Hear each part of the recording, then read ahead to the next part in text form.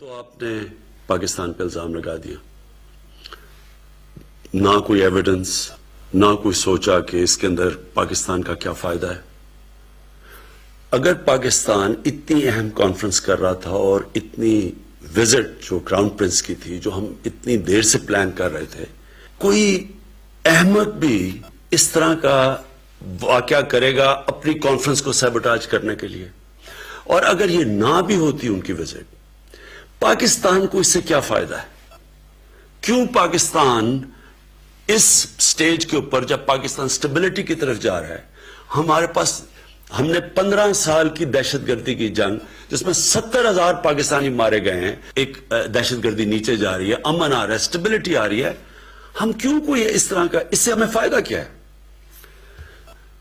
اور میں یہ بھی سوال پوچھنا چاہتا ہوں ہندوستان کی گورنمنٹ سے کہ اگر آپ نے ماضی کے اندر ہی پھنسے رہنا ہے اور ہر باری کسی قسم کا کوئی کشمیر میں سانیہ ہو آپ نے پاکستان کو ذمہ دار ٹھہرا دینا ہے، تو بجائے یہ کہ آپ کشمیر کا مسئلہ اس کی طرف کوئی ڈائیلاگ شروع کریں، آگے بڑھے، یہ تو بار بار پاکستان کو ایک وپنگ بوائے بنائے رکھیں گے آپ۔ میں آپ کو واضح طور پہ کہہ رہا ہوں کہ یہ نیا پاکستان ہے، یہ نئی مائنڈ سیٹ ہے، نئی سوچ ہے۔ ہم یہ سمجھتے ہیں کہ ہمارے انٹرسٹ میں ہے کہ نہ ہماری زمین سے کوئی جا کے باہر دہشت گردی کرے اور نہ باہر سے آگے کوئی پاکستان میں دہشت گردی کرے۔ ہم سٹیبلٹی چاہتے ہیں۔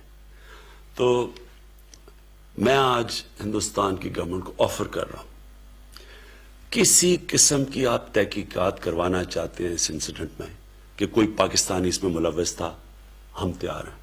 اگر آپ کے پاس کوئی ایکشنیبل انٹیلیجنس ہے کہ پاکستانی انوالوڈ ہے، وہ ہمیں دے، میں آپ کو گارنٹی کرتا ہوں کہ ہم ایکشن لیں گے۔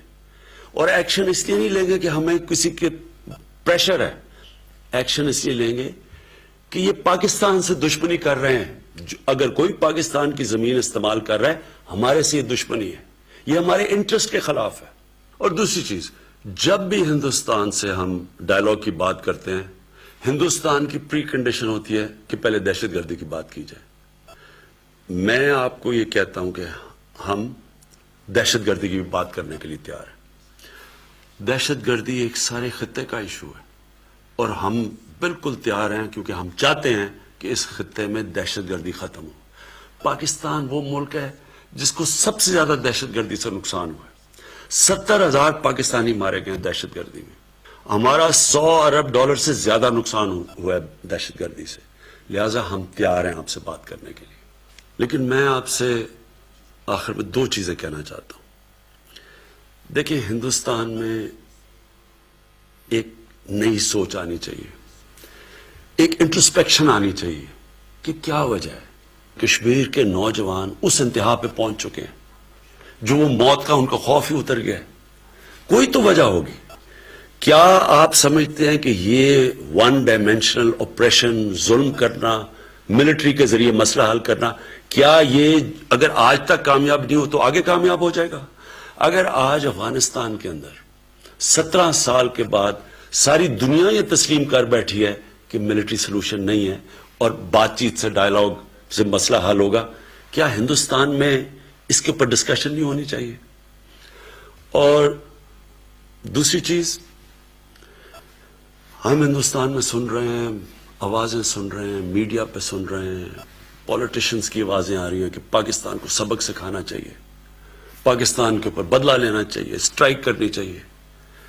پہلے تو کون سا دنیا کا قانون کسی بھی ایک شخص یا ملک کو جج، جوری اور ایکسیکیوشنر بننے کی اجازت دیتا ہے؟ یہ کون سے انصاف کے نظام میں ہے؟ دوسری چیز، آپ کا الیکشن کا سال ہے اور ہم سمجھتے ہیں کہ الیکشن میں یہ بڑی بوسٹ ملے گی کہ اگر پاکستان کو سبق سکھایا جائے۔ اگر آپ یہ سمجھتے ہیں کہ آپ پاکستان کے اوپر کسی قسم کا حملہ کریں گے، پاکستان ریٹیلیٹ کرنے کا سوچے گا نہیں، پاکستان ریٹیلیٹ کرے گا۔ پاکستان کوئی اور دوسرا راستہ نہیں ہوگا ریٹیلیٹ کرنے کے بغیر، جواب دینے کے بغیر۔ اور اس کے بعد بات کدھر جاتی ہے؟ ہم سب جانتے ہیں کہ جنگ شروع کرنا آسان ہے، شروع کرنا تو جنگ انسان کے ہاتھ میں ہوتی ہے، لیکن جنگ ختم کرنا انسان کے ہاتھ میں نہیں ہوتی. یہ کدھر جائے گی بات اللہ بہتر جانتا ہے. اس لیے میں یہ امید رکھتا ہوں کہ بیٹر سینس ول پریویل. ہم اس میں عقل کریں گے, حکمت استعمال کریں گے, اور یہ مسئلہ جو آخر میں حل ہوگا جس طرح افغانستان میں, یہ بھی ڈائیلاگ اور بات چیت سے حل ہوگا.